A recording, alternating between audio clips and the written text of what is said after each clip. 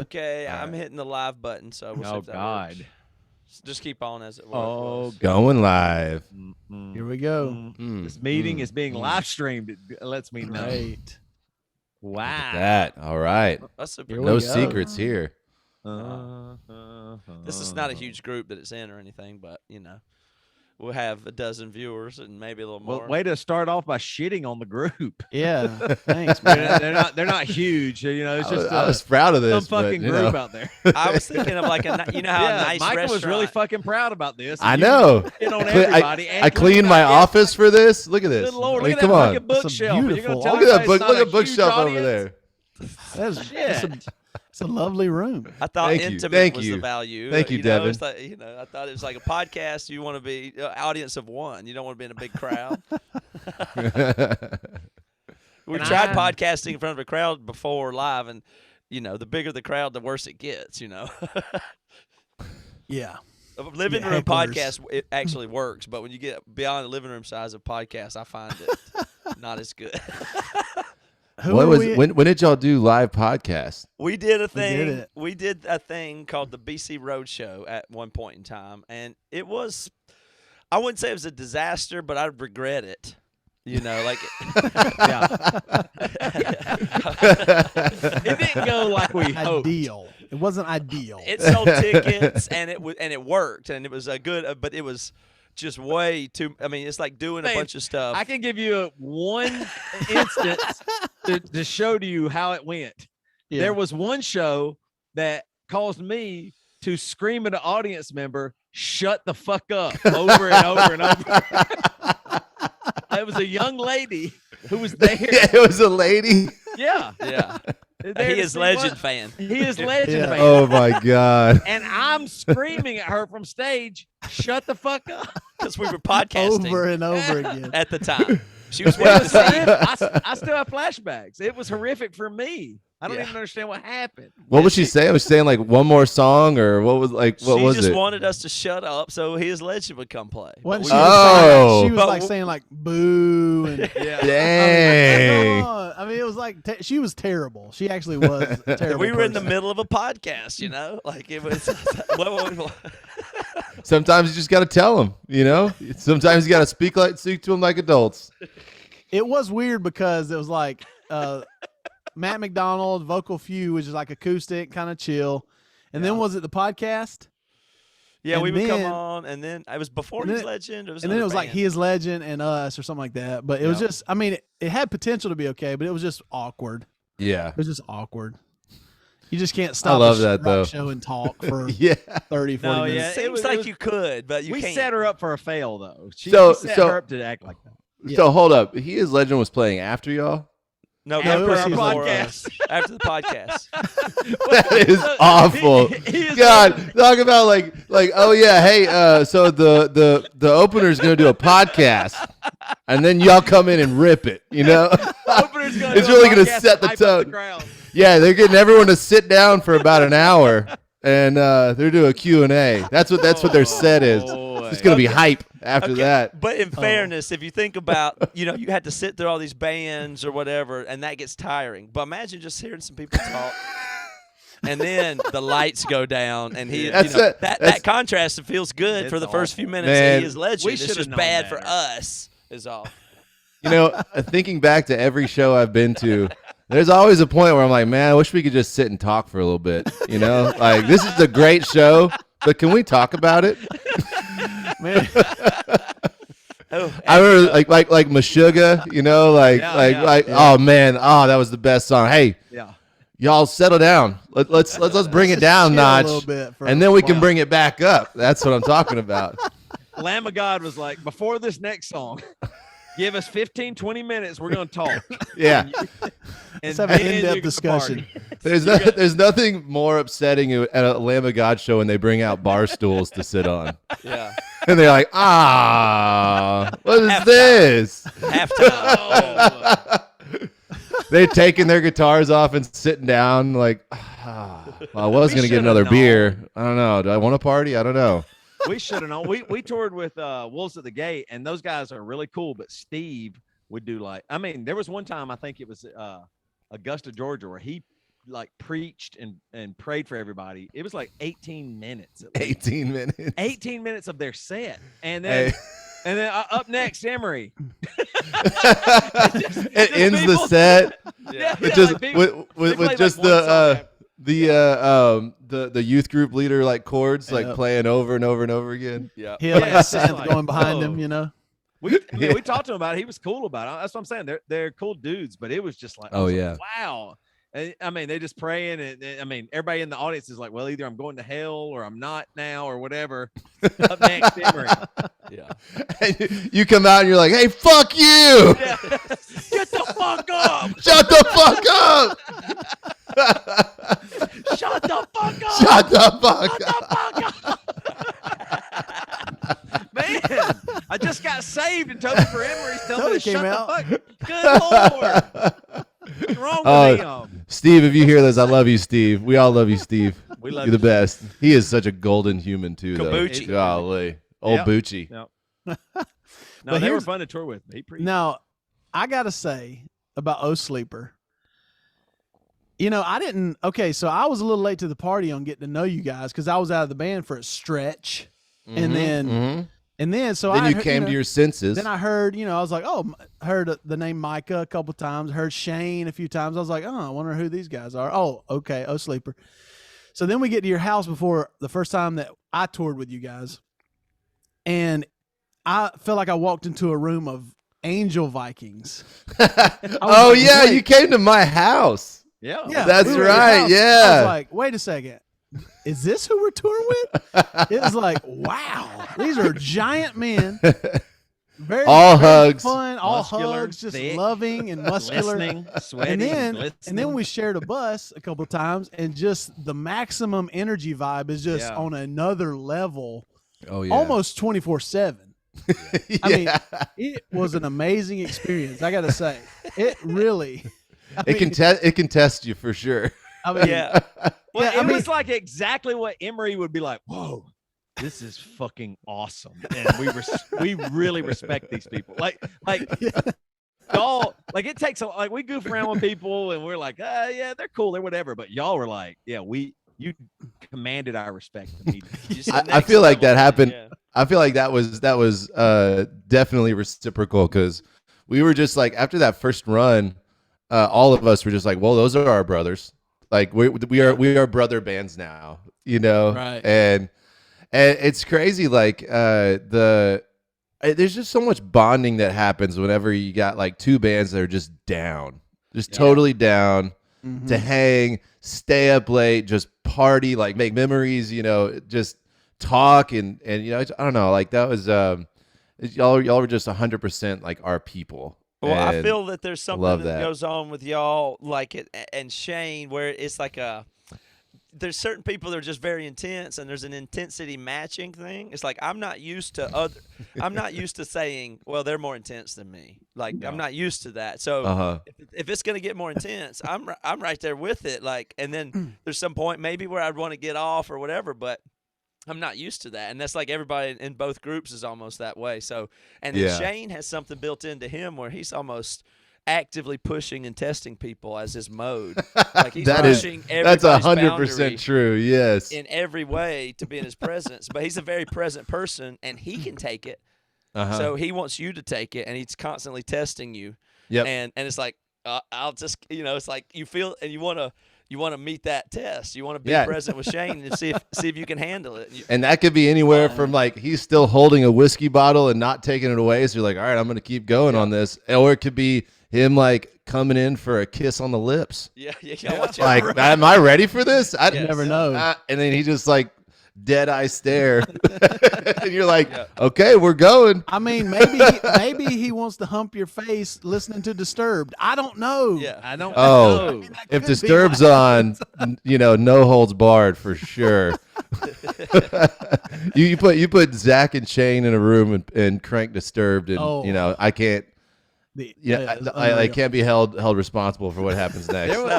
There was a moment where Disturbed was playing, and every member of O Sleeper this is in Atlanta, had a trash can upside down, were banging it. Like a tribal, like man fest that I was like, I'm not man enough, but I have to try to be. It's unbelievable. I think we were just in some parking lot. slamming- And I was like, my God, where did they get trash cans from? Micah had And the sticks to bang them. And they're not, I mean, they played show. They have to be exhausted. I'm exhausted. They are banging these trash cans like it's the start of the day. Yeah. For Yeah, war. Micah had a trash can with like a Bluetooth speaker inside of it, just like, ooh. Yeah, Just the unreal vibe sound. cannon. Oh, It was boy, the the vibe vibe candy was amazing. It was just amazing. blasting. Yeah, dude. So awesome.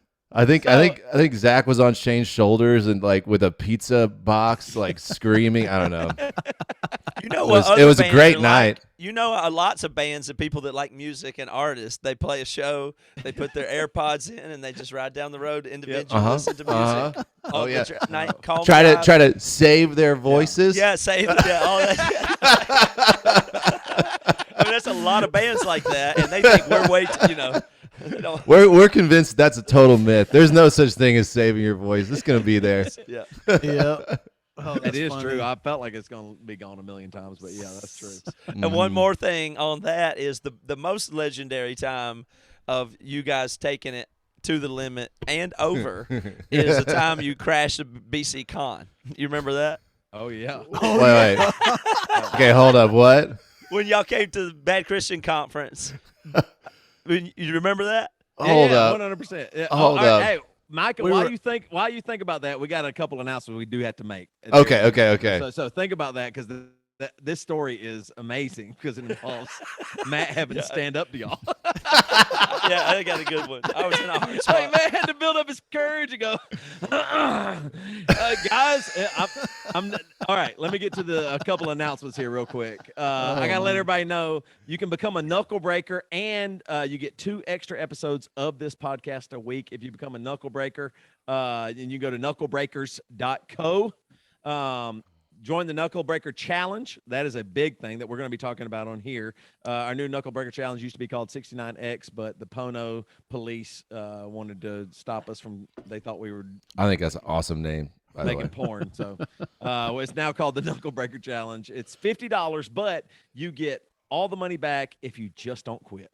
If you just don't quit, all your money is returned. That is our goal. We're not trying to make money. We're trying to get people healthy. Go to knucklebreakerchallenge.com to sign up. Devin, the Question Live is streaming right now. It just got released out to Spotify, and you can stream it there, and I think YouTube as well. So yeah, you can find that it. is really cool. The That's Question awesome. Live, that was our special. Marriage Supply, home of the greatest adult toys on earth. It's the last chance to get the Naughty Nights Halloween box. Hell yes. Yes. Y'all And got I'm- that endorsement? I'm telling you, the Naughty Nights Halloween box is. All right. Do your guests get a complimentary box from the? No, I'm glad you asked. uh, They do get 15% off with the promo code TREATS. TREATS now through Halloween. It's about to end, so better get your Naughty Nights box. And man, this is the big one here. We're hosting the Knuckle Breaker Bash in Kansas City. This is an announcement right now, right? Yeah, this is Friday an the announcement. This 10th. is the Yeah. announcement right now? This I think so. Oh wait, It's on the list here. I mean, this is live in the Knuckle Breaker group right now, so if you say Well, I it- can't go back. well you say it, but I want to know what this is. but tickets aren't on sale yet. But when they do they will go be. on sale? They will be Huh? on sale. We're hoping Monday. tomorrow. Oh, Monday. I'm sorry. So this is just the leak of the info. This is the is all. announcement of the All right. announcement. Yeah. Yeah. So it's the Knuckle Breaker Bash in Kansas City on Friday, December 10th, which is going to be really fun. And basically, this is what it is: an amazing show, but it's more of like an amazing weekend. The show is on Friday night, and it involves our band, Emery, Songs and Stories, acoustic. It involves, guess who else is playing? Aaron Sprinkle. Sprinkle. How about that? Dang. And I'm thinking we're going to try to get Sprinkle to sing with us on In Shallow Seas We Sail on that song, I hope. yeah. He'll And do it. then headlining. Before that, the opener is a special performance. It looks like it's going to be Chris Keene from Surrogate, Chris King. Yes. who will be playing with Surrogate. us, and he'll be Yes. doing Surrogate first. That's right. Then Aaron Sprinkle, then And Emery. us. And then, I mean, we're not even the headliner. Aaron Marsh from Copeland. He Dang. he ended up not being able to go to Furnace Fest. He's coming to Knuckle Breaker Bash in Kansas City. It's going to be an unbelievable night. Oh, that is awesome. And it doesn't end there. You get to sit in this intimate, fun show, and then guess what? Karaoke party all night. then right after that, everybody's going to be singing. I mean, there's going to be a lot of people there, so it's going to be a really fun time. If you're in the And there's stuff Saturday too. Some Yes, meetups and for all Saturday the as well. communities. It's a bunch of bad Christian. it's basically a community replacement party people. put on for the community by the community. that. Kinda, yeah. Yeah. If you're in the Knuckle Breaker, BC Club, or Furnace Fest, or Label communities, you can buy your ticket. I guess that'd be when, Devin? Tomorrow? Starting or tomorrow, Monday? yeah. It'll Starting be probably tomorrow. tomorrow afternoon, Yeah. yeah. So if you're in any of those groups, the Knuckle Breakers, the BC Club, Furnace Fest, or Label Group, you can go ahead and get your tickets tomorrow. You get early access, and you can check either the Knuckle Breaker or Furnace Fest Friends Facebook page. And now I think it's called Furnace Fest. I don't know if it's Furnace Fest Fest Friends. community. Pages for the details on how to get your ticket. Tickets will be open to everybody on Monday, and you can get your ticket at Unless Emery- they sell out, in which emerymusic.com. case they become never publicly available. It's only 150 tickets, so that it's actually is pretty possible. awesome. Yeah, we're making that it kind of exclusive. Right, so it's possible the communities just buy the tickets directly, and it's never available to the public. That'd be So that's kind of cool. I feel bad What- for people who didn't get a chance, but that's really cool. Yeah. What date is that again? December 10th. 10th. December 10th. Okay. Kansas City. So it's a travel to type situation. And if you don't come, I'm going to be really upset with you. Me? Yep. Dang.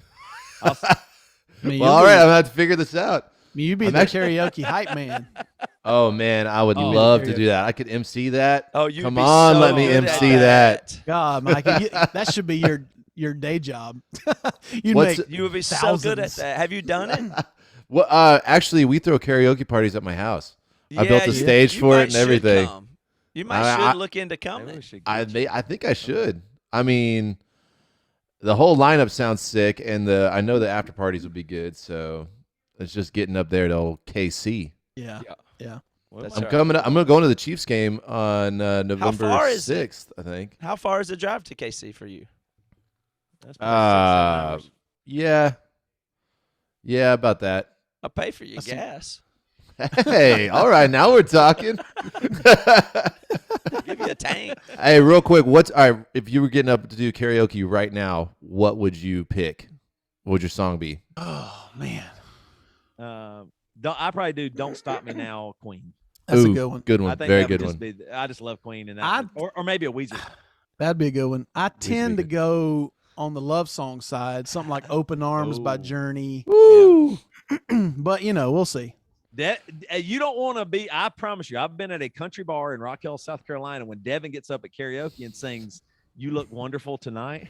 Oh Not a man, dry in the house. I'm not Hey. kidding. polishing some Everybody belt stop. buckles, if you know what I mean. Everybody stops and went. We were. This is 97. You look wonderful tonight. Devin gets up and sings it. What was the name of that country bar? Long Branch. Long Branch. And $1, you paid $1 to get in, and nobody drank. That's what the bartenders. I feel so bad for them. That no one. I don't. It was all remember a like single younger person having a beer. college. Yeah. Yeah. But Devin got up and sang that, or Me and you would get up and sing I'll Be Be. by Adam McCain. I'll Be. Oh man, that's one of my go-tos. Oh, I know. That's a good Oh, one. yeah. That's a good I wrote karaoke. him on TikTok to see if he'd come on the podcast. Did you? Oh, He never responded. Do you know what now he does for a living? I'm not joking. He owns a lawn maintenance company no, dude. No way. in Charleston, South Carolina. No. I promise no. He does lawn maintenance, and he loves it. He has like big Okay. I mean, he's That's your happy. dream. Yeah, I know that. That's why I was saying I'm jealous of him. He got in, he got out, and did lawn maintenance. That's the everything I've ever wanted in my life. Hey, What is more would I it want? is his slogan? Hey, you got a lawn guy? I'll be. I'll be your long guy. I'll be your lawn You guy. should. That's awesome. If you don't got one, I'll be. I would I like sing that. "Ring of Fire" by Johnny Cash or something like that. That's got to Ooh. be a simple one and low for me to. Oh, pull yeah. it That's off. good. What's I have your a hard go-to, time with Micah? the words. Man, right now I'm working on one that I haven't busted out yet. It hasn't had its maiden voyage, but I'm working on "What's This" by from Nightmare Before Christmas. You I know, don't know. I know the movie. I don't but guess I know it. Huh. oh man. Okay, Toby, you know the movie? I do. Yeah, definitely know the movie. Okay, when he goes to Christmas Town and he's like, "What's this? What's this? There's Oh, magic yeah, in the air." Yeah, That's I'm working awesome. on that. Oh, That's okay. a good one. I have a That's cool. crazy memory about that movie. And Yeah. Yeah, and I think Devin there's a little bit of connection with you guys. Before I met you, this was in high school. In high school, there was one night where I had to work late, and then I got off. Yeah, I mean late. It's like 9 o'clock, and there was nothing. Everybody was already in bed or doing something. I was just by myself, and I was like, you know what? I'm cool. I'm secure with myself. I'm gonna go see a movie, and I went and saw in the theater Nightmare Before Christmas. By myself, right? So I got myself popcorn and a Coke, and I sat down and by myself, and I was like, surely no one will, because I did think if somebody sees me, they'll be really sad for me. Somebody, there is a stigma with going to the movies by yourself. Isn't that weird? Especially going to see a Christmas movie or something like that by yourself. Well, you're kind of a chubby 18-year-old. You know what I mean? A fat holding your bucket of popcorn. Right.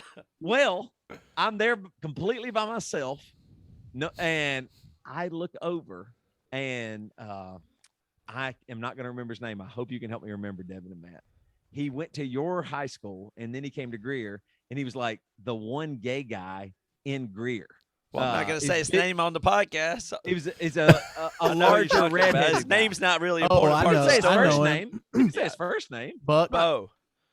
Yes. Yeah. I was friends with him. I'm thinking of somebody else. So I was friends with him though. Like he was cool. Like we were actually friends, right? Oh yeah, but yeah. I was at the movie theater by myself, and I was so embarrassed that I didn't talk to him or go sit with him. We could have sat together at the movie theater, but I was y'all so sat on separate sides. Yeah. So he was alone, and I was alone, and both of us thought, "Oh man, that's shitty. They're alone." Yeah, but we didn't even sit by each other. Oh, that sucks. They're alone. I'm not gonna go over there. I know we both enjoyed the movie, and I snuck out like right as soon as the credits. I just got out of there, so I didn't have to say hey. But we were friends. I don't know why I did. I was so that teenage weird shit where you get in your head where, oh no, I'm embarrassed, but it didn't matter. I can't believe that. The one other guy at the exact movie I was alone, and why didn't I go sit with him? And such a trippy movie for the first first time. That thing is creepy. Wild.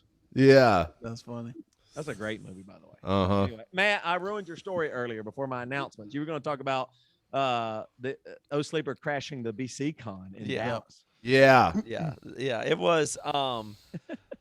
So refresh my memory. It's coming back to me in pieces. That you even came at all? I do. No, it's coming back in pieces. Okay. I remember. I think we did. A fair amount of pre-gaming before that.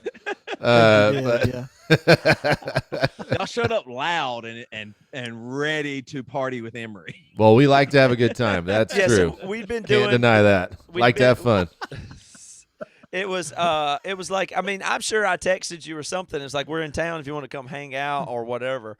And I don't exactly remember, but you weren't going to come or you did come or something. And you didn't get there till late.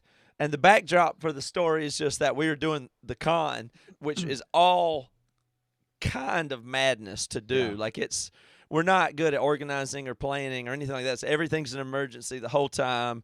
You fly in, you get there, you get the bus there, and you're up super early, and you got to get the venue. And there's like, it's just us and Riva, and that's it. Like there's who knows how to do this. It's a made-up type of conference, and it's like chairs, bathrooms, put them there, turn it, then all these guests are coming, like all the speakers are coming, and how do we handle them? Or I mean, it's like we're way underqualified to run a conference, obviously, but somehow it works.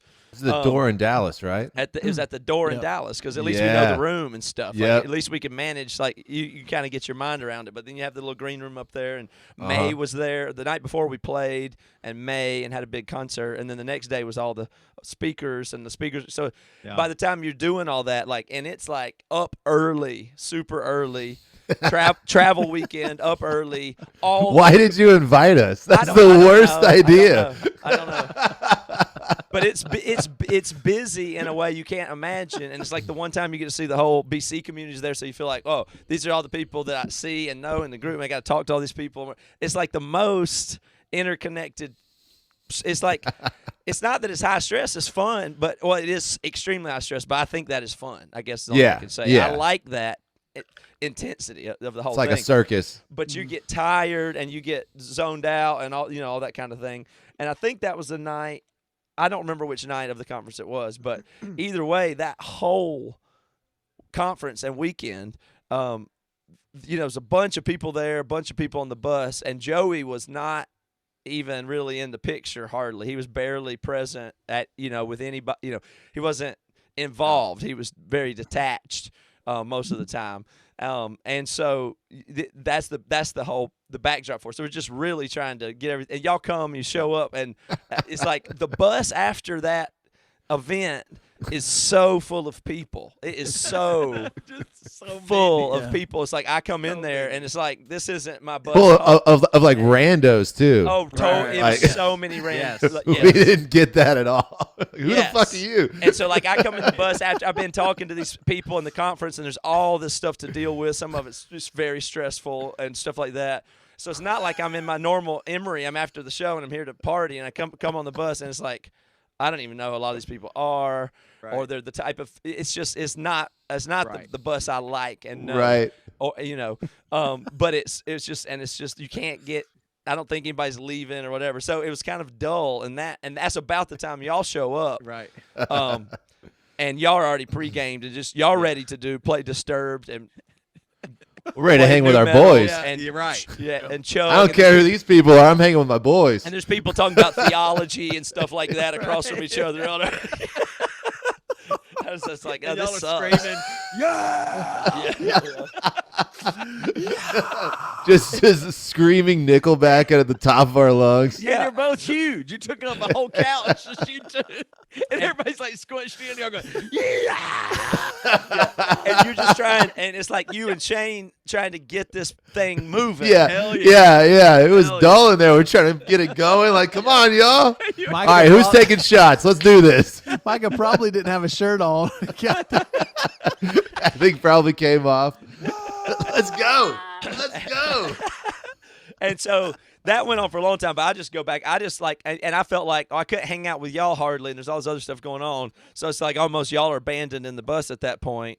Alone with your fans. Yeah, well, and some of us, I don't even remember. I really don't remember. The night was a blur, but it kept on going, and eventually, you were outlasting people. Everybody, y'all were like not slowing down. Yeah, No. and so then I was just waiting for everyone to leave so we could get That's to right. partying. right, and that eventually happened, but now it's well into the night by this point. Like 3 a.m. or something. Yeah, so if you did outlast everybody, you pushed through, but by that time, and we're up the next morning at 6 a.m. to do whatever the fuck it is. You know what I mean? Yeah, so it's 3 a.m. and now at this point, 3 a.m. it's just Micah and Shane. Yeah. I think everyone's gone to bed and everything. We're just kind of like, but it's extremely loud. It was still playing music. Just blasting. You would have thought the bus was more packed than it ever been at 3 a.m. Now during this time, the bus is still full of people, regular conference people. I'm talking about Dan Koch and Joey Svensson getting their beauty sleep. Right. And they were trying to go to bed like 10 o'clock or something. You know what I mean? Like they were very upset. Dan and Joey were very upset. Can you do something? And so And so they were coming to me earlier and throughout the night, and then by the late time, they were very upset about how loud the music was, and everybody's still partying. Can you go shut it down? It's like, I mean, I'm not like you really can't shut those guys down. But I don't think I can do that. I don't know if I can. That's the thing. I could try. But we're just gonna have to start driving the bus somewhere, and they'll get off. Matt was really in a quandary. So he was really in one. Yeah, man! I don't remember if I came. I mean, I must have just told you to turn down. But I think y'all just spent the night anyway. Like, I think we crashed the bus. Yeah, I mean, you didn't leave or anything, which is fine. And but then I had to get the woke music us down up and we left. But I did have to get out of my bed where I was trying to sleep to go tell you and Shane to turn it down, and you're the only people awake. You're the only people awake, and it was really loud still. Like no point and you for this bus to be raging right now, like well past the expiration date of that party. You're screaming new metal lyrics to each other with the volume cranked up. just turning it up louder and screaming over Yes, it. but Not another only soul in the you world. two. And Only then you two. Matt walks out. We're like, Matt, yeah, Yeah, exactly. That's fine. here's a beer. Let's go. That's exactly what happened. Yes, but I think actually Shane's wife might have been there too. I'm pretty Oh, sure. maybe. Actually. Yeah, maybe. I'm Oh, pretty she, sure was. she can It hang was though. three She of can y'all, hang but yeah, too. she was. I Yeah. mean, she was just right there with you. Yeah, she was probably playing Limp Bizkit and Yeah, for and sure. rapping it all. Yeah. So Man, that I'm so mix, glad to you know, hear about that. Like, we've never unpacked that. You know, that was just something that happened, and then we never talked about it. And we did tours together after it, and we never talked about that. But it was funny because Matt Oh, it's didn't so want funny. to. Matt, you know, like Right, we he all were didn't. like, but we did. Some of the other people wanted to go to sleep or whatever. That's what's so funny. Were y'all Everybody's talking like, to "We have each to go." other between the bunks? Like, they- someone's they got were to shut coming- this. What the hell? Are Yeah, they would get up and say, "You got to do something, Matt. You got to Come do on, something about this." Matt, you gotta, You know. you know them, Matt. They'll be fine if you go tell them, Matt. And Matt was like, I don't want. No, I mean they no. Toby, are Toby you sitting was there just mad. like, yeah, Matt, yeah, maybe you should do that. We all were. I mean, I think everybody in the band or have been on tour was No one actually was. asleep. We were Oh all yeah, sleeping. yeah. Everybody started sleeping. I mean, we were just sleeping soundly with no issues at all. It's just Uh-huh. a normal night, you know. Yeah. It wouldn't bother if it was just Emery the band. It wouldn't have mattered at all. But with Yeah. everybody else that was at the actual con, they just aren't. They No, don't no, know what no. it's like to be on a tour bus. You know what Yeah. I mean, like, they don't know, and y'all do. I mean, of course you would. I mean, Let alone be on a tour bus that the two of our bands are sharing. right. That's just a whole nother thing entirely. And y'all were just there to hang with us. That's why you were there to party and have a good Yeah. time. So Right. that's, you know. We didn't care about the con. was We were like, great. I don't care. I don't know what this is. Anyway, where's Matt and Toby and Devin? It was great. Yeah, dude, that was good times. Good times. So when's the next one? Well, I the don't know. Knuckle Breaker Bash is kind of like I that. guess so. That's what it's a similar Oh. event in some way without the, you know, there'll be a party after. Now- and it's And that's now one that of the everybody who hears that story will absolutely want Micah to be there. things. I know. Oh, I I know. mean, Oh, it'll be like yeah. everybody's gonna be like, please tell Micah to come. Let's just get a separate room for all the do the old quiet room, party room, you know? Oh yeah. There we go. Maybe another Knuckle Breaker band. Would you and Shane would want to do something? Maybe. Y'all that do would be acoustic? awesome. And then Oh, you yeah. then you could rock the karaoke after too. Hey, we could do 90s country karaoke That would with Ooh.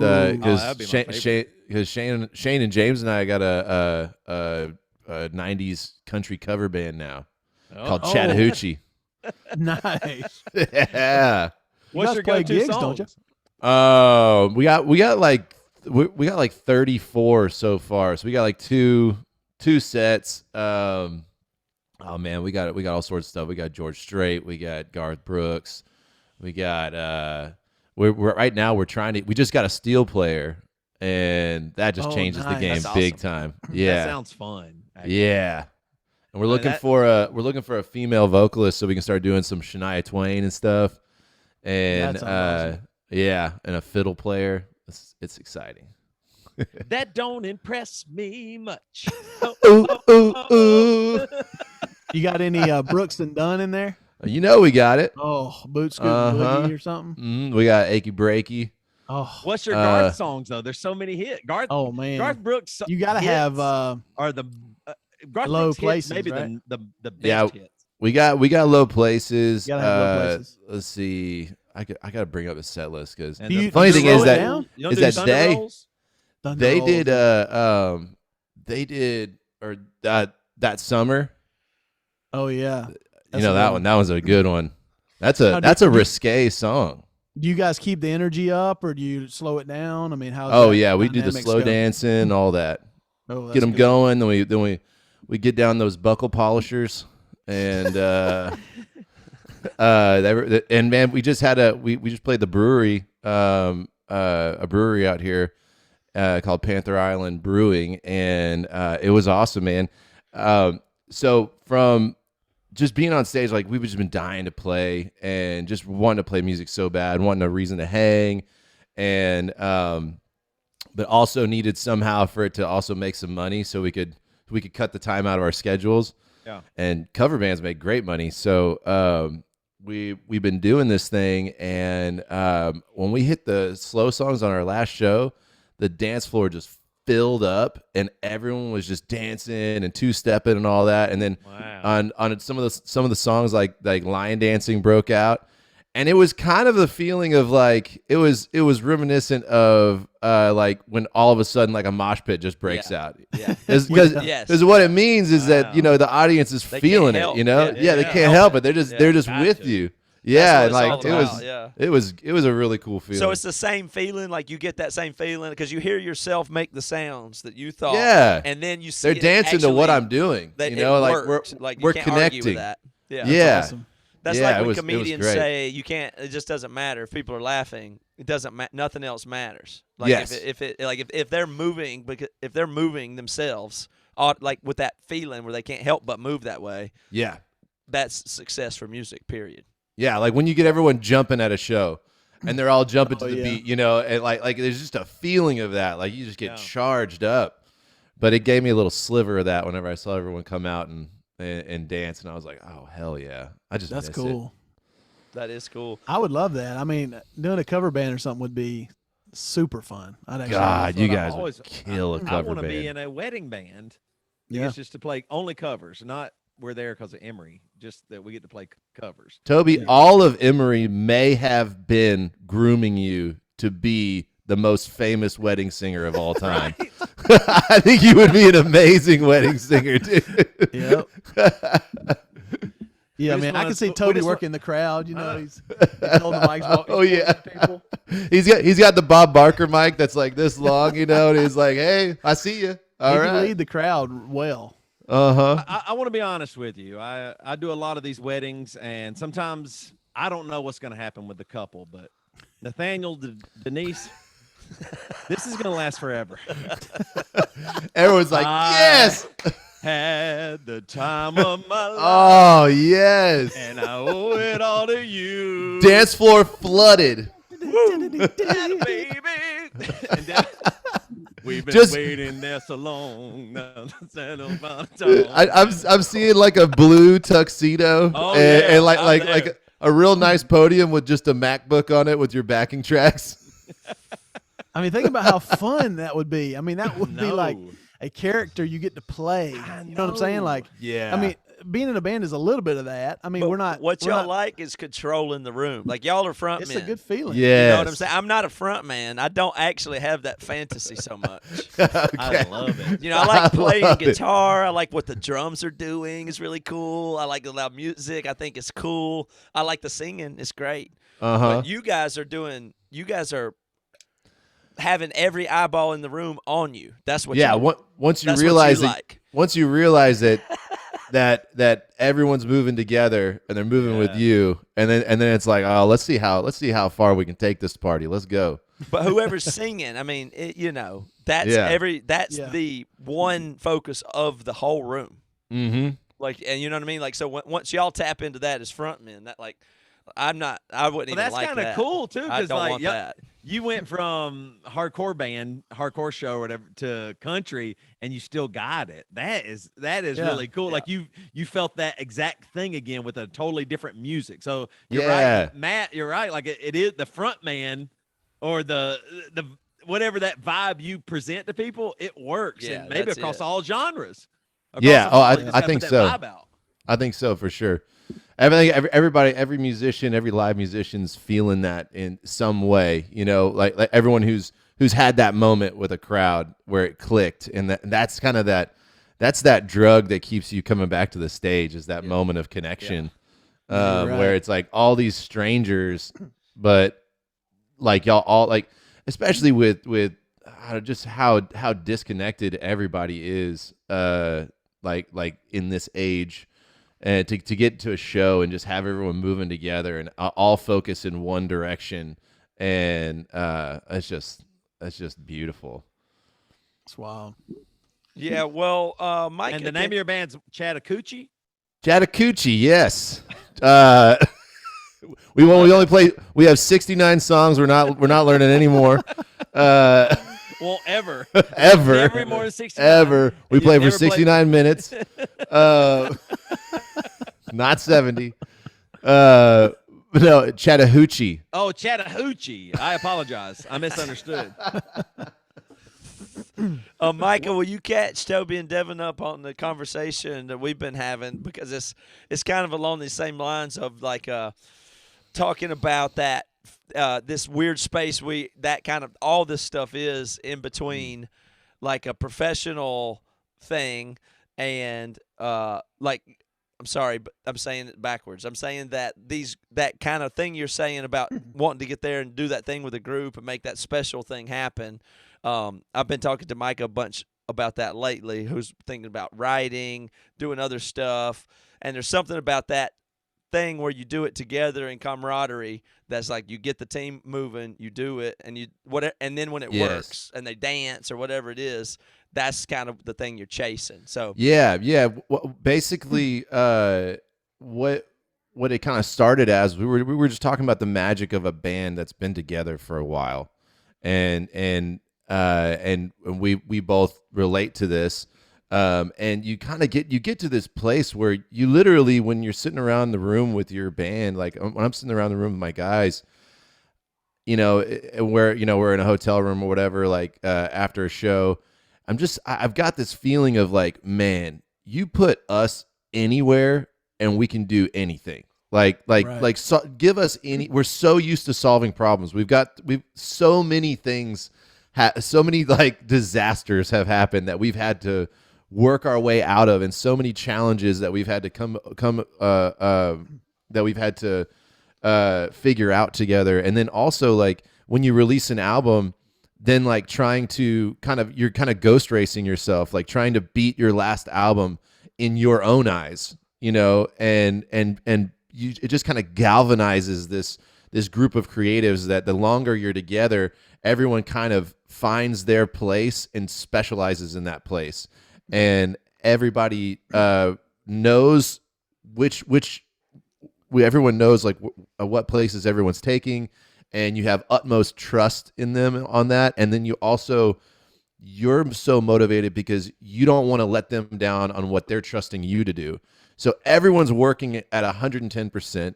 Everybody's like firing on all cylinders. The inspiration is coming because you don't want to let anyone down, and like it's just like that collaborative engine is priceless.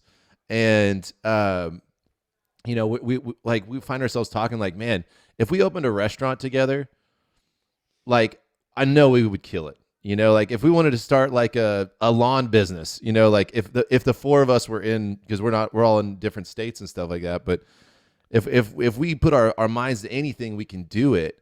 And we were talking about how you guys like just being on tour with y'all and y'all's idea tank, y'all's think tank is so rich and primed. Where like I love sitting around listening to y'all just pop off ideas together, and then here's the fruition of it. Here's Knuckle Breakers, and here's this new platform and this challenge thing. And I love seeing like the scorecard and all that, and then the bad Christian stuff, and then doing the like how y'all've done your whole y'all kind of taking like where you have like a subscription base, like I remember being around when y'all started talking about those conversations, and then saw them happening, and I'm just like, it's inspiring, but I relate to that, where it's like y'all like this idea engine is like precious. And what Matt and I were talking about is like, if we could, like, knowing that that's possible, like how could we grow one intentionally with not people in the band, but just like strangers out there. How can we meet other creatives and then kind of create this think tank where we take on projects together and then make something huge out of it? Yeah. Isn't that about where we're at? But that's it's a utopian kind of dreamer's vision kind of a thing. That's what's weird about it, is when you say it. When you say it's like, that sounds like the idea is so basic. It's just I've seen it really work. I know it is basic, but like, it's rare when it works. But once you see it work, you're like, you respect it, and you know the power of it. And it's kind of like going back to like regular jobs and stuff like that. And you kind of like, Yeah, like exactly. not only do you miss the stage and stuff like that, but then it's like, man, I'm leaving that engine, like Right. that, like I don't want to be away from this. I know I'm so much more with it, you know. Like these are my guys. This is like, I wish I could take them with me into every project I'm doing. But talking about how to like a way, if there was a way to nurture a community like that, and yeah, that was Yeah, that's the idea. But it sounds like you're just saying everybody share, work, whatever. But you don't see people doing that in the normal places of life. Like you don't see teams working well together. Like when I look at the stuff at the whatever in town or schools or the things, I just don't see them doing it a good way. Like a lot of bosses would kill to have a team like what Sleeper is. I mean, you guys, thank you for saying a lot of nice stuff about us, but you guys you do a bunch of stuff that is outperforming other bands with the light show and the imagination you put into it and doing things yourself and the way you build your bunks and van and like you guys are that DIY thing all the way through. There's not some task or some phase of your band that you don't believe you can conquer. And so you just do. If it's programming lights or doing dramatic stuff, I mean, so it's like you don't see, and it's definitely that trust thing that you could party all night and with Shane's wife and till 4 a.m. and scream at each other and kiss on the lips or whatever it is. Like, we don't do that all the time. Like it's just but it's that's Shane's thing too. That's Shane's thing. All right. Just to clarify. But you don't see. I mean, you can't expect workers at a restaurant or even a company, a startup, to really be that. Startups kind of get at that sometimes. When kind they're real of small, yeah. They get some of that, but I think at a workplace, no way. I think one of the crucial things about it, and I think why you kind of do see it in startups, is when you're in that small room, and you've got a big idea, and everyone in the room feels that energy of, man, this could blow up huge, and if it does, the people in this room are going to be at the top. Yeah. And like that's kind of like an equal motivator that everyone can share. But in the workplace and stuff, like a big company like trying to put together a think tank, everybody's going to want to be excelling above the other people as quickly as possible. So and everybody wants to make sure their idea is the one that wins it. And so then you've got just the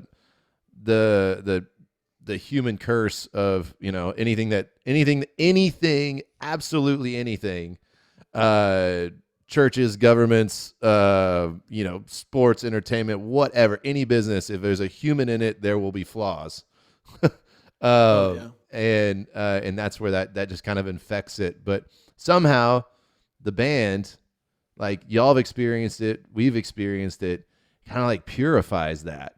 And it's just this like, I don't know, it's just this beautiful thing. But I find myself wanting it so bad.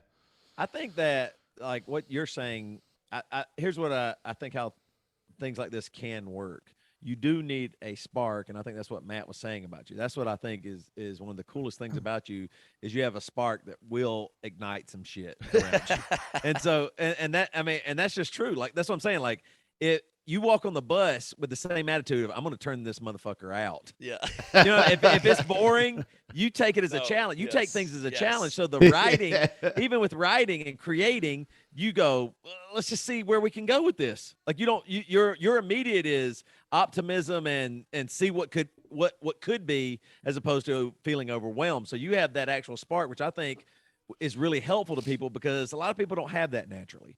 And so what you're saying that I think is really cool, you're not talking about writing based around Micah. You're talking about wanting to work with people, and you have a spark that can kind of light some people up a little bit too. Give them a little bit of confidence. So that's what I think is really neat about what you're saying. It's not, hey, I'm Micah, and I'm going to show you how to do A, B, C, and D or something. You're saying, let's join together because everything else seems really screwed up. And you're right. Everybody's trying to get their shit at the top of the ladder or whatever. And so what you're doing is just kind of lighting a little bit of a fire, which you just do so naturally. It's crazy. I mean, thank you, man. I think that's a role that any of these engines someone's got to be that it's got to have that, and then it's also got to have someone like Shane. Like whenever one of the reasons like our relationship works so well is like he levels me out too. And so like he kind of brings the logic side in and is like, okay, like let's take that big idea. I like where you're going with that. Now this is how we can actually make it happen. And then it's like, oh, okay, cool. Then we'll tweak that. And then it's like, and now we got something to go. But if I didn't have that shaping, Right. then the ideas would be too big and they would, there'd be too many of them. There wouldn't be a focus on one. Yeah. And so it's like these key roles. It'd be cool to do a study of like 4. If you could have 4 personalities that equal this like engine, Yeah. And you'd be like, oh, that's our spark, that's our blah blah blah, that's our blah blah, that's our blah blah, and everyone's just like down. Yeah. I'm glad you say engine. I think of engine the same way because it's But you parts. literally only said one part of an engine, and you said spark. No, And not even spark engine. plug. I know it's spark plug. got the spark. said- Engine. An engine. Don't you It's an engine, all right. An engine, and then blah blah blah. blah Hey, blah, hey, blah, blah, blah. hey, I'm not a mechanic. I'm sure there's other stuff going on in there, but what I do know is there's a spark in there. Okay, Spark. Okay. there is a spark, And and I'm that's sure what I'm it saying. starts with that. Hey, when the other personality steps in the room, they can pick what part of the engine they are. Who's What the are belt? the manifold or the belt? You're the You're the spark. though. I'm so dibs that's the part, spark. You call dibs on the spark. Somebody else could be the belt. If they Yeah, it's gonna be the belt, the camshaft, or the radiator. Who wants to be the radiator? I'm the manifold. Manifold. Toby's the manifold. I call manifold. Manifold. Ooh, ooh. I want to be the yeah. thing that doesn't matter, the catalytic converter. I want to be the catalytic. Yeah. Cool. Catalytic Cool. converter, man. There you go. The catalytic converter is something you cut off though when it's like your I first know. member that you just didn't actually Yeah. need.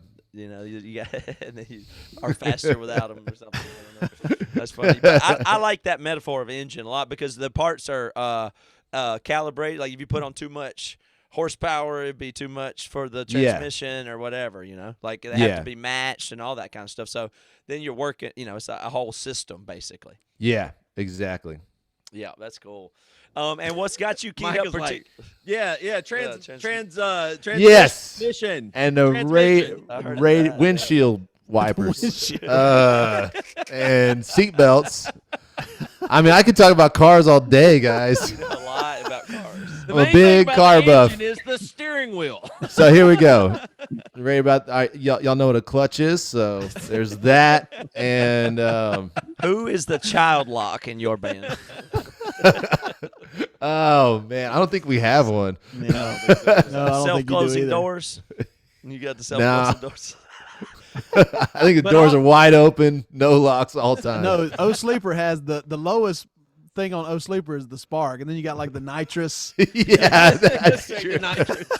We're It's like just way a big under. explosion. We're not really an engine so much. There's the spark, there's gas, and then there's nitrous. That's their level. Yeah. And maybe like an oxygen tank on top of it. Just keeps going higher. Yeah. That's good. Good. But we're talking about this riding because of the Knuckle Breaker Challenge, right? As well. yeah, so that's. I mean, some of this is. I've been using. I just talked to different people about different things, but Mike and I clicked on this. But we were in the Knuckle Breaker Challenge. There's groups are built into the challenge, so it's basically a non-prescriptive thing where you're going to be paired with people that have your same interests, whether it's cooking or guitar or writing, creative writing or whatever it is. And so you'll be doing the challenge the normal way where you do the regular stuff, but also you'll be in this group with people that are trying to make progress in a certain area or just have an area of interest because that's all it really is.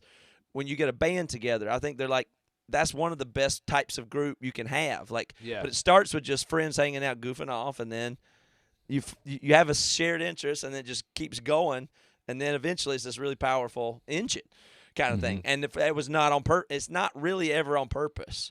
So, you start with no rules kind of a thing, but you just have an interest. So it's like if you get a little bit of density of people with, you never know who's in those groups or what they may come up with to do, whether you get introduced or whatever. So it's kind of an open-ended idea because that's just how stuff works. And so that group part of it makes people, it's like there's an accountability to it where you decide you're doing a challenge, you put up some of your money, you're with other people, you're going to do the basic stuff you got to do every day. And now, can you create some time to see if there's any magic? Is there anything new you can do? Like, what else can you do? If you can do the basics together, if you can, who knows what can happen from that.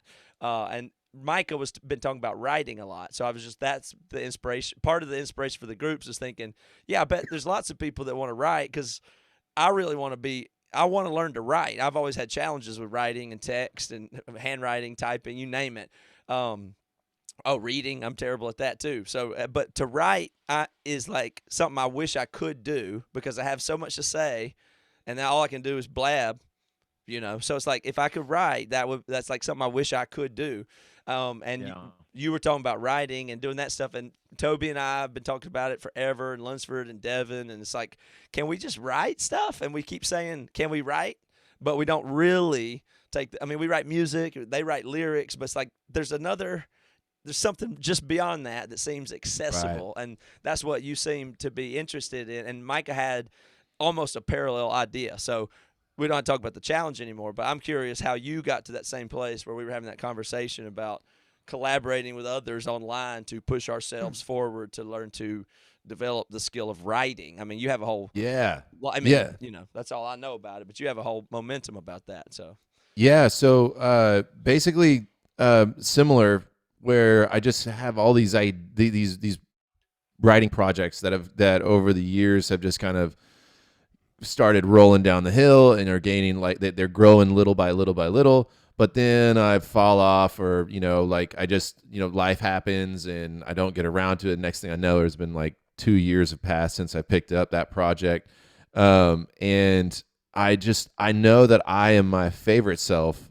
when I'm writing, and when I think about the things that I miss the most, like from O Sleeper, it's being a full-time creative, where like whether we're on tour, whether we're at home, like my job is to stay inspired and to write and to think of the next step and everything. And I miss that so much. But I decided to start a podcast. I'm starting a podcast with a buddy who started out as a fan of O Sleeper and just turned into one of our dearest friends.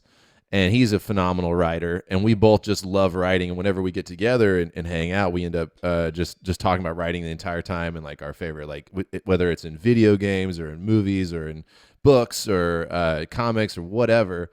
And I was like, man, what if we had a space where weekly we talked about writing, and it was only about writing. Like, this is just for, like, and it's really because we want to talk about writing, and we want to just see who else out there has ideas and who else out there has been wanting to talk about this and kind of open it up.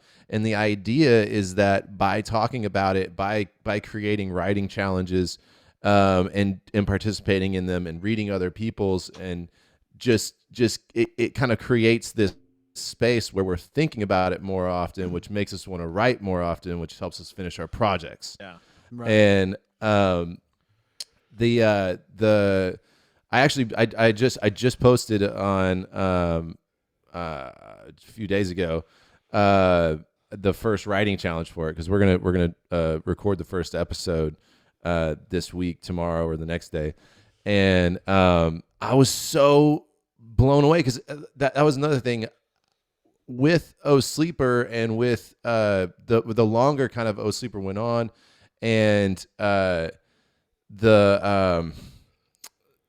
everything that we do are concept albums, and some concepts are stretching multiple albums, and so like to sit down and write for it it's very constrictive. And I've got to be like, it's very specific when I'm writing and everything, and there's a lot of pressure on it for me. so just being able to write anything else is like it's kind of like destroying that writer's block, just stepping out and doing this. But we posted it up, and I've been so blown away by so many people, like probably over like 50 submissions so far of short stories that people have written. And like basically the challenge was like, it was a constructive writing exercise, where we give a sentence, we call it same but different. Give a sentence, and then you're to write a short story, 50 to 250 words about that sentence without using any of the words used in the sentence or any of the words in the sideboard of words. And we cut out like the sentence was, the dog buried a secret in the backyard. And then you can't say dog buried secret backyard. You can't say like wolf, mutt, puppy, pup, dig, dirt. Wow. Like all of these different words we just can't say. And then it's like, all right, write a story. And immediately started getting people sending stuff in, and all of them are totally different routes. Some of them are like murder mystery routes. Some of them are like comedy routes. Some of them are like really cute. Some of them are like futuristic, like the year is 3025, and like I'm just reading these, and it's like already working. It's already doing inspiring automatically. Yes, it's already making me think out of the box, and it's already like showing me and encouraging me that there is a community out there, however big or small, that of people, just average people that want to write, that it's something that everyone can do, and everyone's got experience, and that's really the main thing you need to write a good story, is your own experience and feeling. And then you can put that in whatever metaphor you want, and like, if I like to, I don't know, it's just really it's really cool to see that start to come out, and it's already started to do its purpose. Like, I'm already just jazzed to write, and actually started reading more and everything, and that's just been in a week, so stoked. Is That's that, really you cool. think, putting yourself out like that, like the fact that you make it public, what role does that play for you? That Versus just like if you did it with your 3 friends in town. Yeah. So that, and this is something that I was talking to you about, where my gears really don't start turning unless there's like a deadline, and unless there's like skin in the game. And that's when I really do my best stuff. And so if I put these challenges up, and then we book a date for to shoot the episode, then I got to read through all these, and I've got to write my own, and I've got to share it to this audience. And so that's like, and I've got to do it by this date. So it's like, that just gets my ass out of bed, basically. But wouldn't another way to say that be create and cause anxiety? Yes. But that's the thing that, like, I don't think nerves are a bad thing. I think they're a neutral thing, and I think they can be harnessed.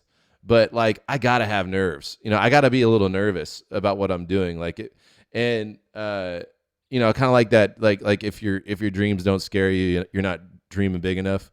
Like, I gotta be a little scared of what I'm doing. Yeah. And this kind of does that, because it's like, I don't know. Like, I just love writing, but already being the one who puts the challenges out and stuff like that, and people sending them in and being like, hey, will you critique this or something like that? And I'm like, I'm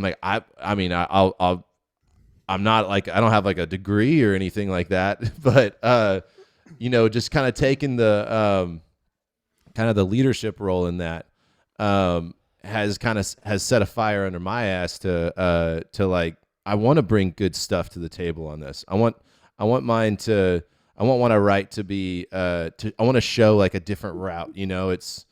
It's just it's kind of gotten back to the pureness of writing, and how you were saying like earlier about how like, I want to take this to another level. I want to take anyone who wants to get involved in it, I want to help them take their writing to another level, whether that's the first step to where they just never wrote and now are writing, or they've written all the time, but they can't figure out why their story doesn't have that oomph, and it's like maybe we could help them get to that step, but we'll do it all together type thing. But a pressure is an ingredient in that. Absolutely. Has and then to be. the noticeable thing to me is what you're saying about in a company or even a startup, there's still the thing where everybody ultimately wants to be above other people. Yeah. That's not what I don't hear that here. You're saying help other people. Like you do want pressure, but on the team. But there's not going to be a winner on any of these challenges. Right. It's really about sharing and about talking about it. Like we'll pick our favorites or a couple of our favorites that we read and we'll read them, but it's more to talk about what we liked about it and all this. But the idea of like no competition, this is the learning experience. This is growing. Like we were even thinking about it when we bought our domain name. We bought like a .org because we were like, it kind of has like a community feel. Like, like this isn't a company. This isn't something we're doing to try to like make money on or anything like that. It'd be great if it did. What's it called? It's called Right Guys. So it's the WRITEGUIS.org. Cool. Yeah. That's cool. It's just like the goal is what you're talking about. It's to start that writing, like a writing community, to just like get people writing. That's nice. What's your genre? What when you sit down and write something or write a story? Where's your brain take you? Oh, you're definitely sci-fi, right? I love sci-fi. I love fantasy. I love sci-fi. But that's the other cool thing about this is that there's no genres like that. It's not like the metal band and everything you do has to be metal and it has to be tough and it has to be dramatic and everything like that. But this is like it's really wherever the inspiration flows. But right now, like I've got multiple writing projects. I'm about to put out. I'm about to finish and release my children's book,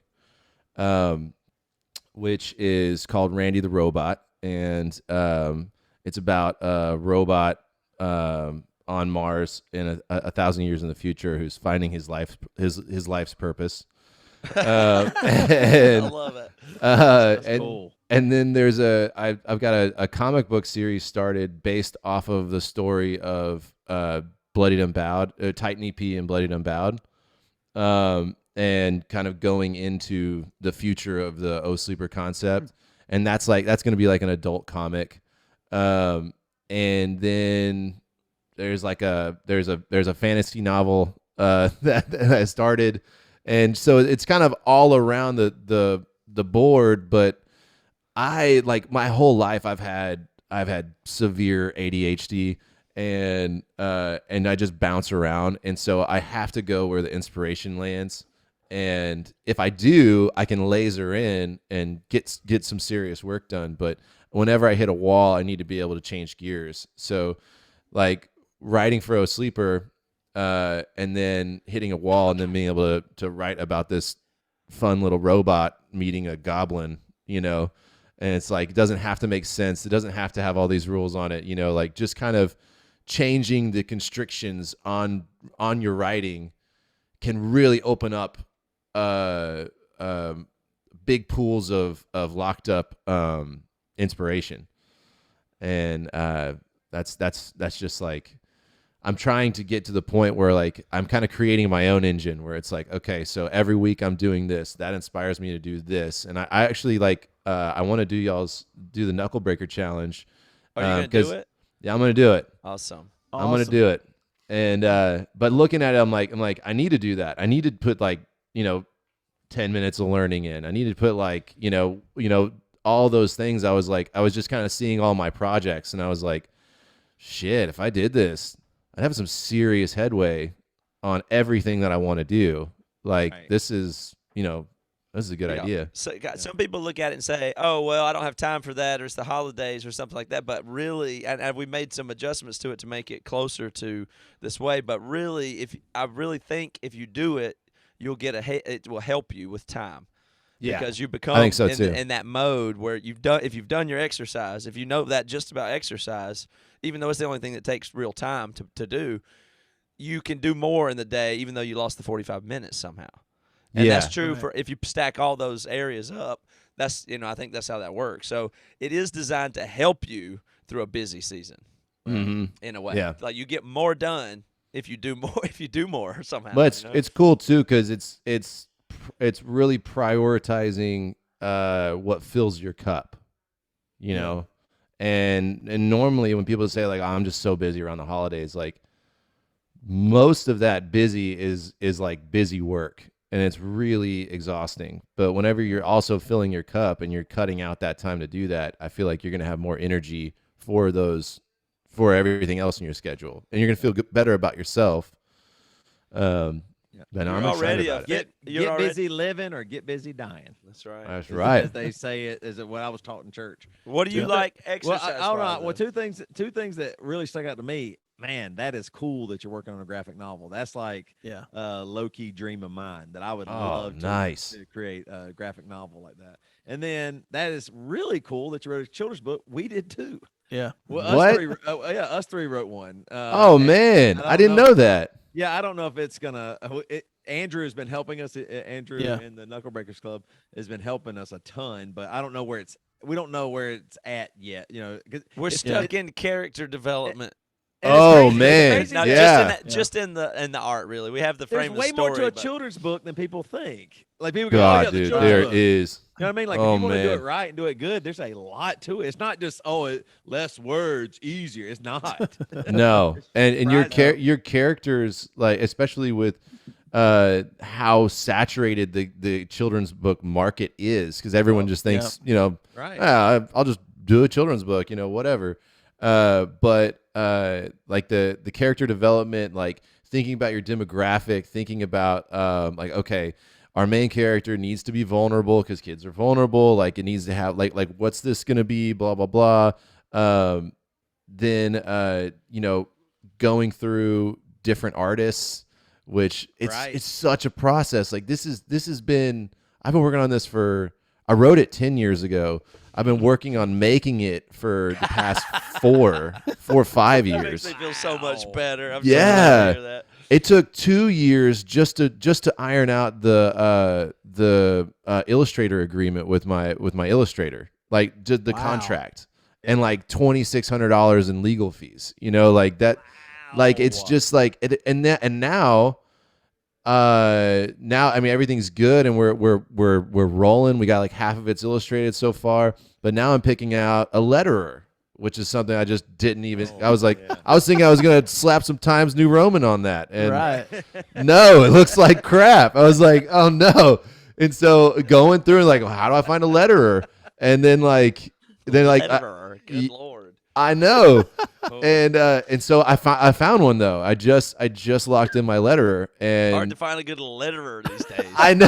So I was saying, how did you find them? I was saying text artist. Text artist is what I kept saying, and everyone's like, I don't know what you're talking about. I don't know what you're talking about. I'm like, whoever puts the text in the book. And they're like, the logo. I'm like, no, the text. Like the words. And they're like, oh, a letterer. And I'm like. That's it. That's it. Okay. Add ER to the letter. Yeah. I typed that in. I typed that in on Instagram, and sure enough, letterer. Like right so there. all these people pop up and right beside cobbler. Yeah. Like how did when okay, I'm a shoemaker. Let's spice it up. You're a cobbler. Well, how doesn't about make me? sense. I like it. I'm a guitarer. Yes, I've always said you're a great guitarer. That's the same thing. Toby and Devin are such amazing vocalers. Vocalers. But yeah, so now we're doing that, and then we're gonna go through this lettering process, and now she's gonna handwrite the letters for every page. But when you see this person, this person is a professional handwriter, and like you see them do this, and it looks like they're typing a font, but it's just slightly or like organic enough. It's kind of like when you're editing drums, and you're like, it's too perfect. Like you need to humanize it a little bit, right? Like that's what this letterer does, and when you put it on there, like it It really does. It brings the whole page to life. And they match like a font with like your character and the setting, and they're thinking on that extra level that we as musicians do. And it's like, okay, I want a triumphant sounding song. Like you immediately start thinking about the notes that you're going to play and like the chord progressions and the changes and the harmonies and how you're going to build it. Well, that they think about the same thing when I say like, I need the font to be clean, legible, simple, but playful and organic. And then someone takes all that and then takes all the images that I sent them and then they make fonts. Like, that's wild. What? That's crazy. It's amazing. And it inspires me. Like that kind of art inspiring art. Like when I found my artist and he sent me the page, like a page that I wrote, and I did a little stick figure storyboard, and he sent it to me, and I was like, oh my God, it's a real thing now. It's now alive. That's what Randy alive looks like. Is the word. Alive is it. It's like it's just a chord. It's just a note. It's just a drum. It's just a something, and then all of a sudden you're there. Here it is. It's you're like, now. oh my God, this is a real thing. Yeah, this is actually going to happen. Yeah. And then like whenever then the next step, when we did the character development, had that aha moment. Then we did the world building, had that aha moment. Yeah. Then we had the first pages finished, had that aha moment. Now the letterer, and I'm like, oh my God, this is like that's the blow your mind away. Yeah, letterer. The way you're saying all that, it just sounds like it's a positive drug addiction. It's like that aha moment or something. Like, you're chasing it or something. Yes. So something's maybe wrong with that, but it seems so right. Yeah, hey man. That's a dragon. It's like a breakthrough. Are you kidding me? Like I'm gonna chase that dragon, I'm chasing baby. A breakthrough all the time, basically. Yeah. Most people aren't like that, are they? Or are they? I don't know. Is that normal or is know. it not normal? Be normal? I'm not sure. I don't know. I think you gotta experience it. It's kind of like release day. There's nothing like release day. There's nothing like when you release a single or an album, and it's just like everyone's buzzing. You kind of wake up. It kind of feels like Christmas. You're terrified. You're excited. You try to do stuff that you don't care about, so you just like don't think about it, and then you keep checking your phone and like. But it's that addiction, like it all builds up to release day, and the second you hit go, or send or submit or publish, then it's like you feel this weight drop, and you just kind of sit back and like, oh my God, we did it. And then soon after, you're like, oh man, let's do it again. We gotta get this going. Right. Gotta get this going again. You get to enjoy it. You get to enjoy it for like what? 8 hours or so. A solid 8 hours, yeah. How am I going to top this? Yes, and the worst thing someone could say, this is the best they've ever written, and you're like, shit.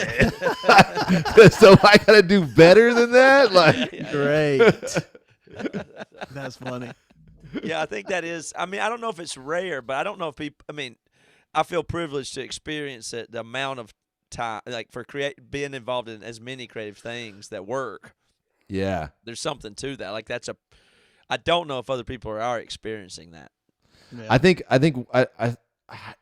it takes a lot of work, and you think about all the work and time you put into an album, and then putting it out, and then I feel like since we did that and we've done that a few times, like we're very used to the amount of work that goes into it, and having to do like side jobs on the side because like it's normally not paying the bills. You're used to that side of it too. Yeah. So I think that anyone who's had a passion project and really pushed it across the finish line will experience that. Now, if they recognize that or not, or recognize what it is that it feels so good, or the fact that they actually did cross the finish line that they set for themselves, I feel like if they do recognize that, then you just kind of naturally set the next finish line, because naturally, yeah, that's right. Yeah, and the more that you do, the more that engine starts to work. You know what I mean? I mean, sometimes I'm envious of people who don't have that. Yeah. You know what I mean? Like occasionally I think like, man, it'd be kind of nice to not have this constant tugging. Yes. You know what I mean? Like Absolutely. sometimes I feel like, I just wish I didn't have that feeling. But I do 100% agree with you. Like when you have it, it's like, well, you could never change. You know what I mean? Like you'll never be the same in that regard, you know? Right.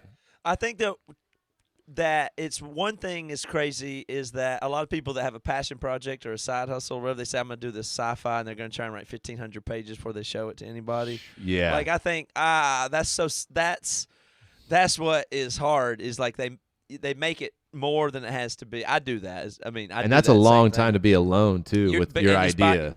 Right, and you think once I do it, then there's like you weren't getting any feedback the whole time, and now you think you're going to send it to publishers, and you really put a lot of effort into that. Like if you could get it, if you could share the idea the first minute you have it, that's better.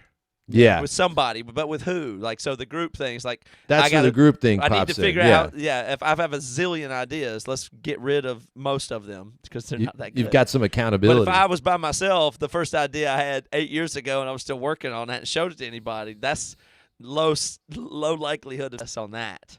Well, that's actually interesting because your first project, especially if you bite off a monster like a novel, you've probably never written that much in your entire life. So you're establishing a regimen. Let's say you get some speed on it. So let's say you get like 200 pages down. By the time you get 200 pages down, you're a much better writer than pages 1 through 60. Yeah. Oh, and when you go back and read that, you're going to be like, "Oh shit, I got to rewrite all this." And then that first project is just so hard. Like it's like I was talking to Andrew Schwab, the Schwabinator. And we were on tour. This is way back when we first started touring, and he had released like 3 or 4 books or something. Yeah. And I was working on a book, and I took him to lunch, and I was like, "Hey man, what can you tell me? Like, how do you write a book? How do you finish it?" And he was like, "Man, my first book took me 3 years to write. My second book took me 6 months. Like that's." Just you got to get through that first one, whatever that first project's going to be. But this kind of like writing community thing, I feel like can expedite that, where like you're saying, Matt, like you get your idea out quick in front of some people that you trust that all want you to do well and want to help make this better. And it can kind of grease the gears on that and fly over some speed bumps that you would hit on your own. And then you have the accountability of people being like, "Hey, when have you written? Like you didn't write? You need to write today." And you're like, "Yeah, I know." Yeah. for sure. Yeah, I think that it's with the group, the thing about it is you feel the pressure because it's like you just feel like you're part of something. So you're just a part of something else, so it just makes it easier to do. I mean, I have that naturally. Anything I try to do, I mean, maybe that's just me, but when I try to do things by myself, I really get lost way faster. So when I look at other people, I go, "Oh yeah, this is what this is." It's like it's really grounding, and you just get. But you can still be really open and creative, but you have to be able to fail in front of those people. So you have to have that trust. You have to somehow have the trust or shared interest, or like you can fail in front of people. That's a muscle. You can build that muscle. Yeah. And It's your audience. Yeah, go ahead, Micah. Oh, well, I was just going to say, like, and your audience, like has to be respectful too and encouraging, and not like, "Oh, I would never use that word, blah, blah, blah. I would never, like you need to expand your vocabulary." Like just it takes the right group, and I feel like if everyone in that group is down, just to encourage and have that person see success, like it's just amazing. I was going to say it's funny because, not to go off topic, but kind of reiterate the idea of a group and a community, kind of building it. I don't remember the first time we played it. Maybe Toby and Matt, maybe you do, but I remember during recording of I'm Only a Man, I think it was, in Franklin, Tennessee, we went to the YMCA, and we would go in the morning, or sometimes we'd work out or whatever before, kind of get our blood pumping and everything. and we started playing this game called Pressure in the basketball gym. And it's funny because I feel like that was like the beginning of a test or something. It was almost like, okay, what do we got? You know what I mean? It felt a little bit more like, maybe into that third album was where we really started clicking as a unit or something. But we started playing this game Pressure, and so we did it from the free throw line and from the 3-point line. And there was 5 of us at the time, and I think unless we had like a friend with us or something, but we would do. Everybody had to make one in a row before you leave the gym as a team. You weren't allowed to leave the miss. gym. We can't leave until we make 5 3-pointers in a row. Yeah. Nice. Right. And so yeah. the pressure gets insane. Yeah. On number 3 and 4 and 5, but everybody wants everybody to get it all the time, and it becomes intense. You're not leaving until you do it. That's when everyone's screaming by the end, like, But the pressure, but you feel it coming, and you're like, oh shit, I'm number 5 here. Right. I have to. And when you blow it. And airball number 5 because of the pressure. That's okay. That's okay. You gotta fucking focus because we gotta get 1. We're still just here. back to 1. You just gotta do it. It's such an encouraging environment, and like just everybody's like just pulling for the other people. That's a great team building. But I feel like exercise. it's funny because when we started doing that was when I think we realized that nobody in our group was gonna stop. Yeah. I mean, that was when you realized. Nobody that we have here is going to quit. Yeah. But, there's probably even been other members or other people in your group that come and go, and they're the ones that would, you know what I'm saying? There's somebody that you've worked with before that probably would have quit or not stuck it out or whatever. Yeah. And you know what I mean? So it's interesting to think about that. I feel like that was a little bit of a unofficial test that we kind of had on ourselves. Like, all right, who's in this? Yeah. Sometimes it took us like 45 minutes. There was one bad stretch where we were in that gym for 7 days. we were pissing and shitting. We're terrible in the gym. shooters. People brought us some water. It was awful. We fucking stayed. People like wives coming and begging you to leave. Is like, I can't. Leaving, Jess. I'm not leaving. But that's why I think the whole thing's like full thick beards. We've been there. Dehydration becomes the issue. We're all like super skinny. One of us can't even stand anymore. It's just shooting. It's just laying there shooting. Just lay down. Oh boy, we did it. This whole time I cannot get this damn it out of my head. I was thinking because we asked Micah, how do you find a letterer? A letterer. How do you even find that? And I created, because we were talking about writing, I created this whole idea in my head. And I just see Micah walking downtown. It kind of turns into an alley. It's a little bit of a shady. He knocks on the door, and there's a little kid with a limp and a British accent. He looks up at Micah and goes, "Hello, sir. My name's Albie O'Sullivan. I'm a font maker and a letterer. And for whom you seek." Letterer by trade. Sing. I'm a letterer and a font maker. Letterer, font maker by trade. Whom you seek. I am the person you seek. Generations. A little fella with a limp. Just a little. He's got a quill and inkwell. He's like, this was passed down from my grandpappy. And his grandpappy before. You had to knock on the door with a door knocker, Yeah. Gong. What was his name? Albie Sullivan? O'Sullivan. Albie O'Sullivan. Albie. Name's Albie O'Sullivan, sir. I was thinking like Michael Caine, but from the great tribe of letterers, the O'Sullivans. I am a letterer and I'm a letterer. A letterer and a font maker. And whom you seek. I am who you seek. I am the man you seek. This is before I've said anything. I just knocked on the door. He just goes into it. And then you're just in like a movie like The Mummy. And then from there, that's is how Brendan Fraser there? Are we saying? I think he has. Is the Frage going to step out? I think he has to. Who did the Tom Cruise did the other mummy, he didn't bad. I mean, it was wasn't very funny, good. but it wasn't good. But if he came back and did another mummy now, It would be huge Oh, because people are like rooting for that dude. 'Cause Yeah. he went into a shithole. Yeah.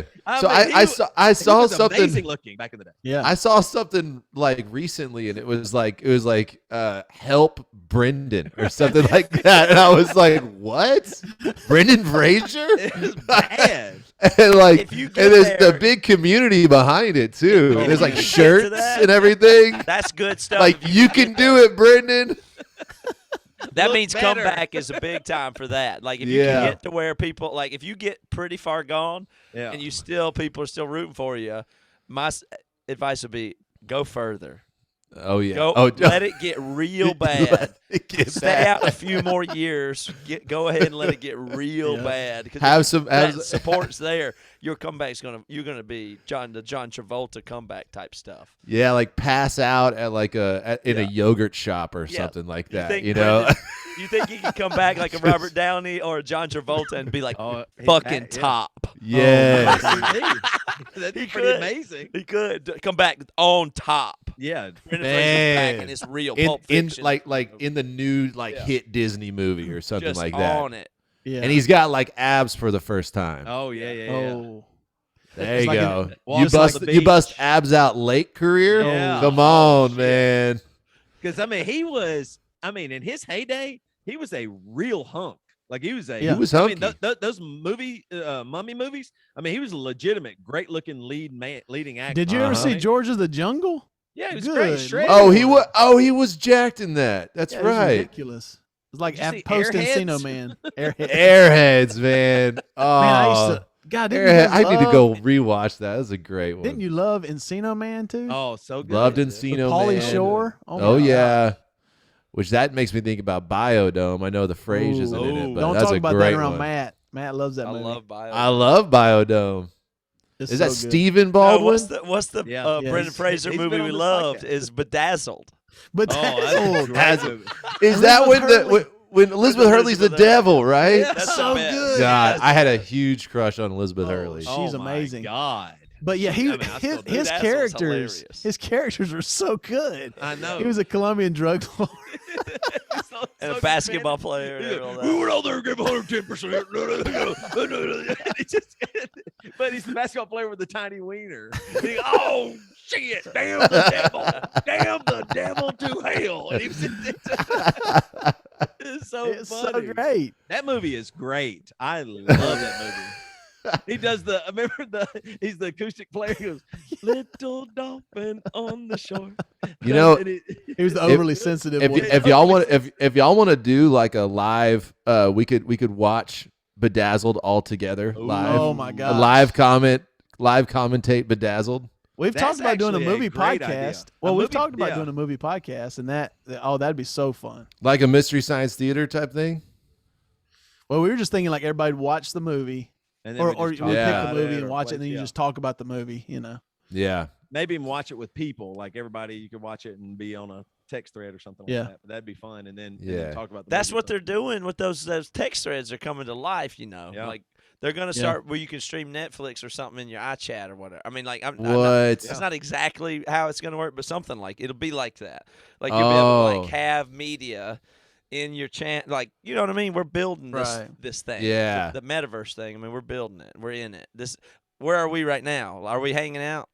Aren't Yeah. we? Well, think about like. I mean, so we're did y'all everywhere ever right did now. y'all ever watch any of the Mystery Science Theaters? Yeah. Yeah. Okay. So you know what I'm talking about. Like, imagine if there was a screen like in this little quadrant. These screen. There was this like little screen right in the middle of them, right? And that had like Conan the Barbarian on it or something, Yeah, and we now could you're just talking. talk about it. Like that would be Yeah. badass. We should Yeah. do that. That's Well, like like Gamer. Dark Crystal or something. Yeah. Because it would function Oh, the same heck as yeah. because that's what my kids are doing all day is watching a personality over a context like a video game. And they don't know the video games from anything, but they know Siren Head this and y'all know we're talking about how all the kids are watching Squid Game and all that, but this just all over it's all over the YouTubes that they're so Yeah, I know. they're not watching the show. But my kids know all about the Squid Game, but they don't know what it even is. But they see it on the Gamer with the guy talking on the face about the thing coming show. But it's all Yeah. that. That's what they're So to just have the material to talk about and be a personality and be yourself and reacting to the thing that's happening, like that is what everybody really seems to enjoy about everything. I don't know, something weird about it, So funny. but Like people want to watch people. That's like talk about what they're watching. Yeah, Yeah, You or get like both layers. I mean, it's something about the density of that is very high. Like, I think it's it not kind a of joke. It's real. also ties to like the unboxing stuff, like where kids love watching other kids open presents. Yeah. Yes. Like that's crazy. I think they really are learning a lot. I do not think it. I just don't think that's necessarily a shallow thing. I feel that some stuff online and like that is, but I feel that they're getting a good bit out of that by like seeing what people are really like, or they watch the YouTube shows where it's like people in their houses doing stuff. Yeah. But I mean, they're not going to other people's houses, so they're learning about they're learning stuff. I think I don't think it's as shallow as people think it is. It's really kind of dense entertainment, but it's like the layers of entertainment is what we've got to prepare for somehow.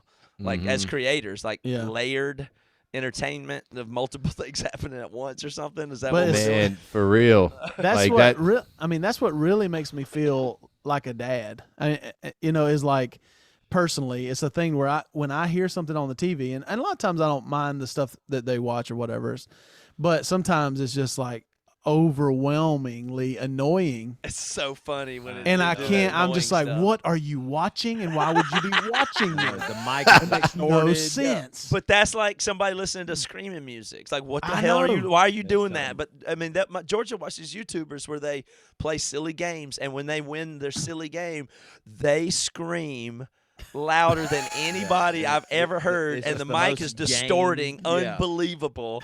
And I'm sitting over in my here. house every day. Yeah, I'm sitting like they watch on the other side of this room, and I'm sitting here editing Toby and Josh's screaming, and I hear screaming coming from over here. No rest. And it makes me die laughing when I hear it. Like, I understand what they like about it. I like that too. It's like screaming.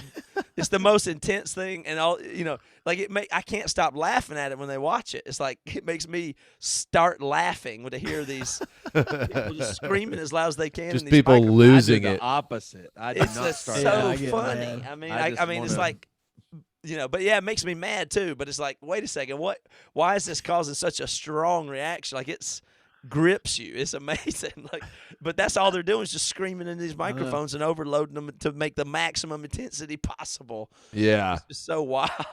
It will be interesting to see how that. I mean, and we've kind of seen it to some degree now, but like how that does affect our kids' dreams of what they want to be and their careers and stuff like that. Because my 6-year-old son, I heard him the other day downstairs. He put the camera up, and I heard him. He goes, "Okay, Remy, push the button," and then he goes, "Hey guys, we're down here in my basement." He's a host. Yeah, All of a he's sudden, he's a hosting. host. He's 6 years old. I'm like, what is happening down there? He's performing to the phone. He's doing HGTV in your basement.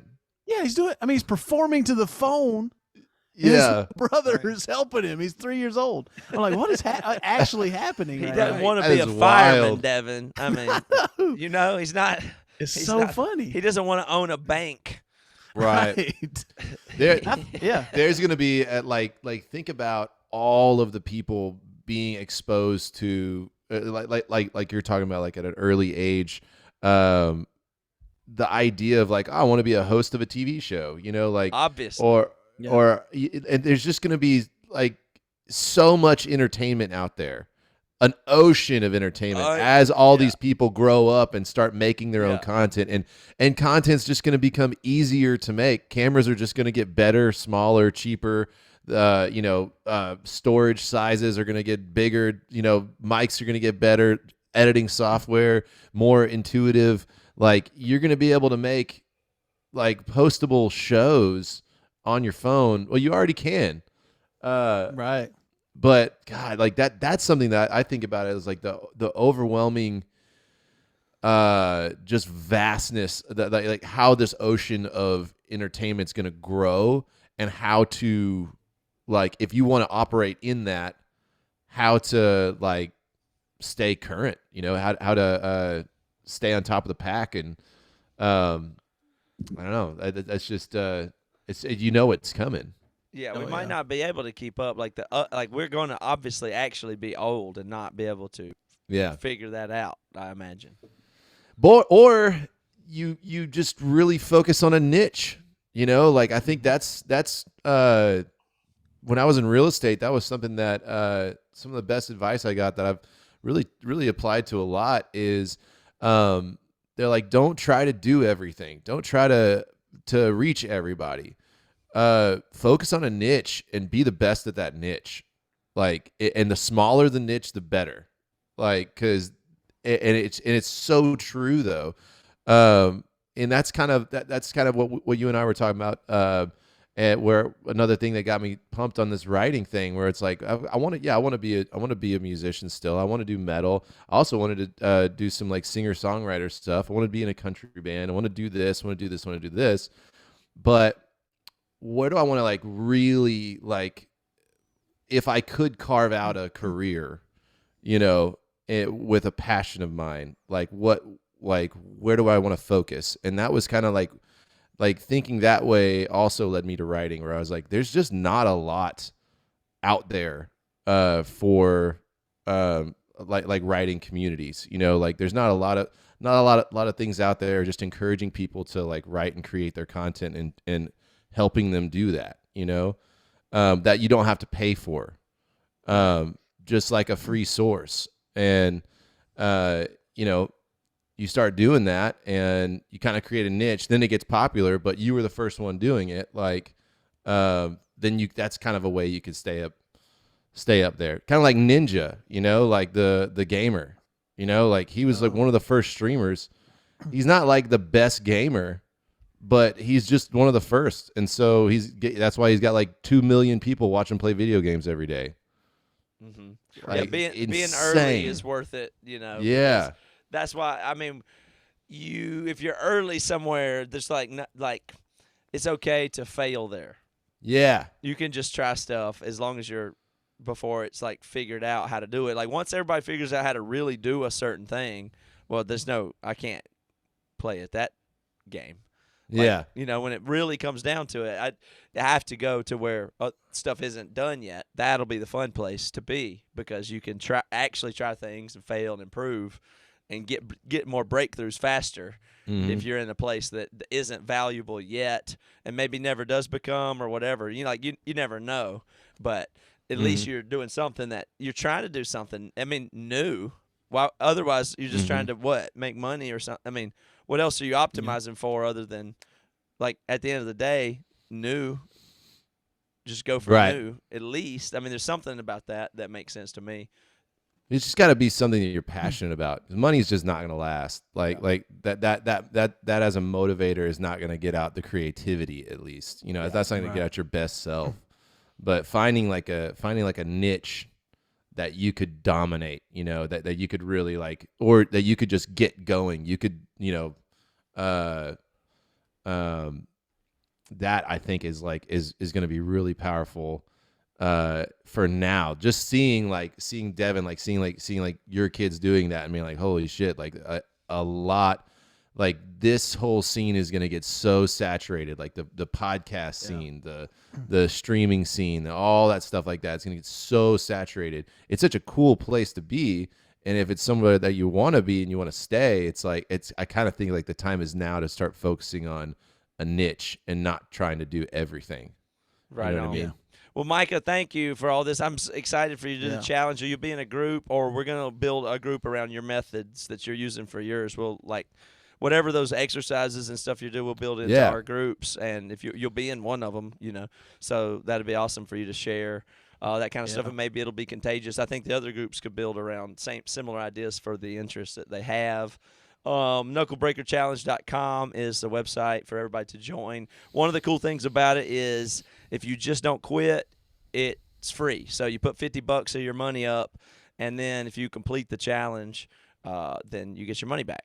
So if you don't, then we'll use it for expenses and split the rest as prizes and stuff like that. So that'd be awesome. Be so check that out. That's rad. And that's it. I got nothing else for tonight, but thank you for being here, Micah. We appreciate it. Yeah, thanks, Mike. It was good catching up, man. Great just hanging. Love you guys. I miss y'all. Awesome.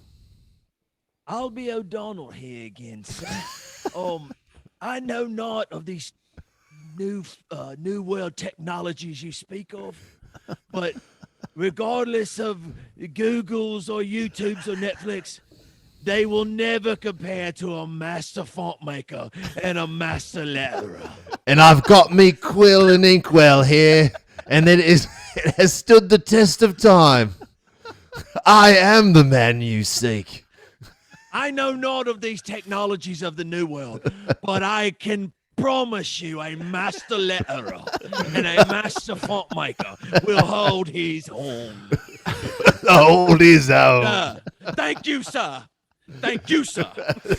You, sir. I